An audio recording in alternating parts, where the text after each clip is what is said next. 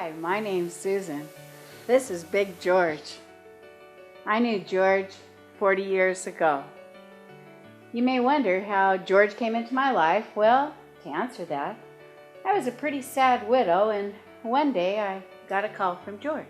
I was a sad widower, and I got thinking about Susan, and I thought, I'm going to call her, ask her if I can come over. Well, sure enough, he came over all right, but the craziest thing happened. I opened the door, and suddenly he sweeps me up into his arms. See, on the way over there, I decided not just to see her, I decided I was going to ask her to marry me.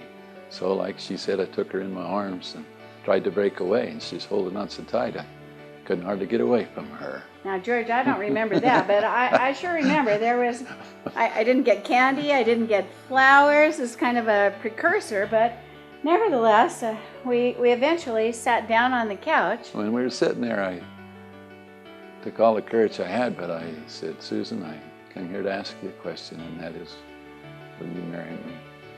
Well, I jumped up. I mean, I felt sick.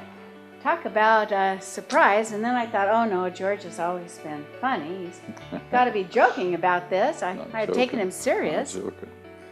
I said, Susan, why don't you show me the house? Because when we're married, this is going to be my house too, so let's have a look around. Well, I thought that was pretty funny, but I started showing him the house, and eventually we get to the back door, and he looks outside, and right out the back, in the backyard, was a full-length basketball court.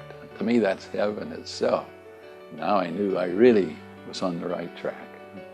Well, we have a pretty interesting story. At least we think so about our marriage. What do you think about them, George? Well, I couldn't get her to say yes.